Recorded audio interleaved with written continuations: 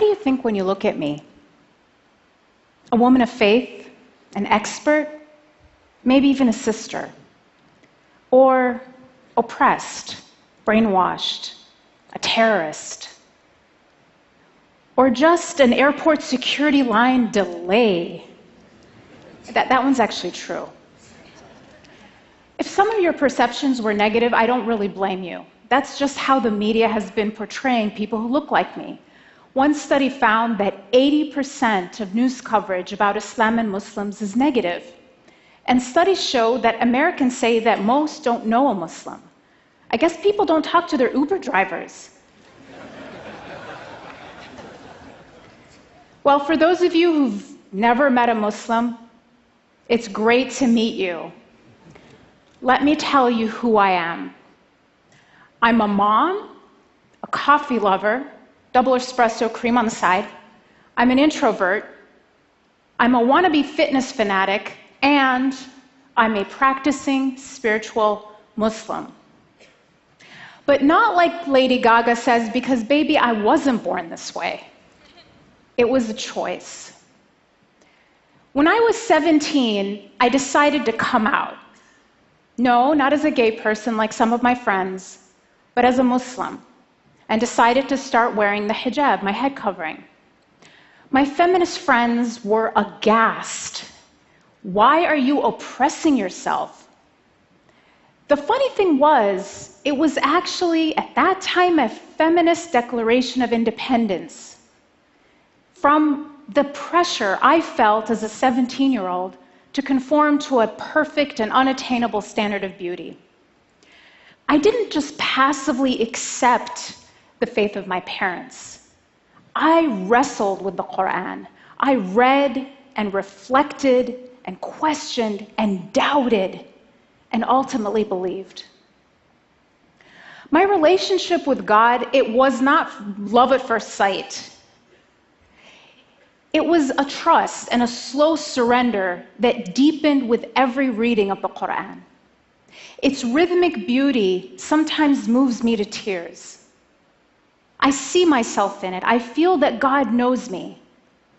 Have you ever felt like someone sees you, completely understands you, and yet loves you anyway?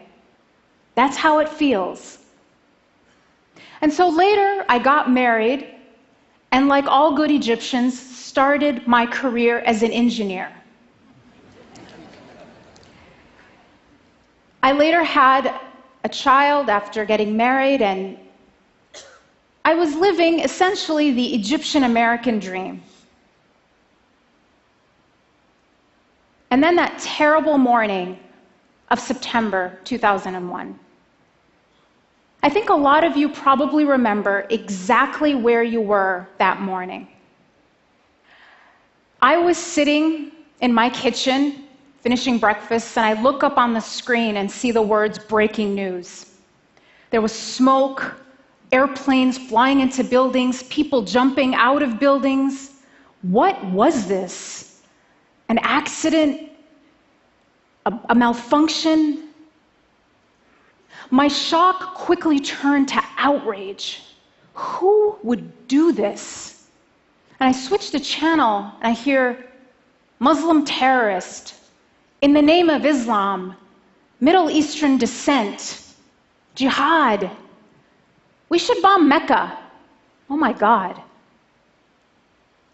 Not only had my country been attacked, but in a flash, somebody else's actions had turned me from a citizen to a suspect. That same day, we had to drive across Middle America to move to a new city to start grad school. And I remember sitting in the passenger seat as we drove in silence, crouched as low as I could go in my seat for the first time in my life, afraid for anyone to know I was a Muslim. We moved into our apartment that night in a new town in what felt like a completely different world. And then I was hearing and seeing and reading warnings from national Muslim organizations saying things like, be alert, be aware, stay in well-lit areas, don't congregate. I stayed inside all week.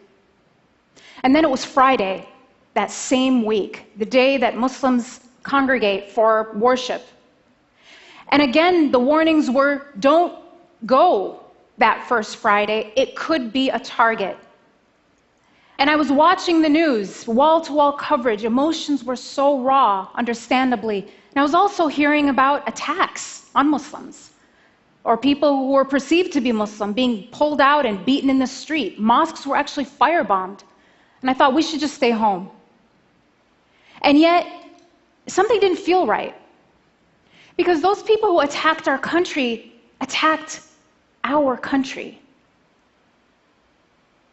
I get it that people were angry at the terrorists. Guess what? So was I. And so to have to explain yourself all the time isn't easy. I don't mind questions. I love questions. It's the accusations that are tough. Today we hear people actually saying things like, there's a problem in this country and it's called Muslims. When are we going to get rid of them? So some people want to ban Muslims and close down mosques. They talk about my community kind of like we're a tumor in the body of America. And the only question is, are we malignant or benign? You know, a malignant tumor you extract altogether, and a benign tumor you just keep under surveillance. The choices don't make sense because it's the wrong question. Muslims, like all other Americans, aren't a tumor in the body of America. We're a vital organ. Thank you.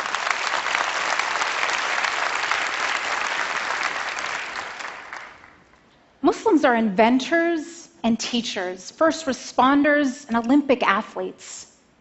Now, is closing down mosques going to make America safer? It might free up some parking spots, but it will not end terrorism. Going to a mosque regularly is actually linked to having more tolerant views of people of other faiths and greater civic engagement. And as one police chief in the Washington, D.C. area recently told me, people don't actually get radicalized at mosques. They get radicalized in their basement or bedroom in front of a computer.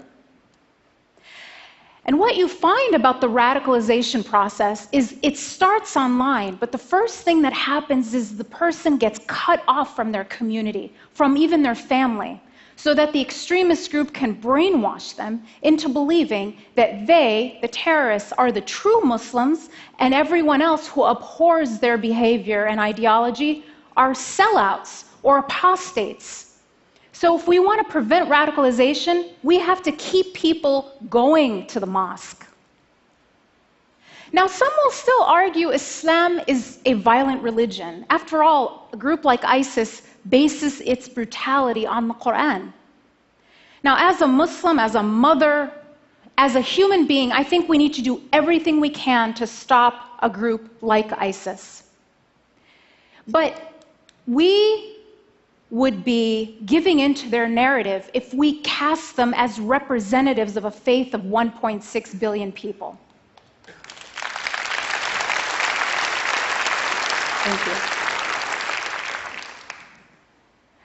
ISIS has as much to do with Islam as the Ku Klux Klan has to do with Christianity.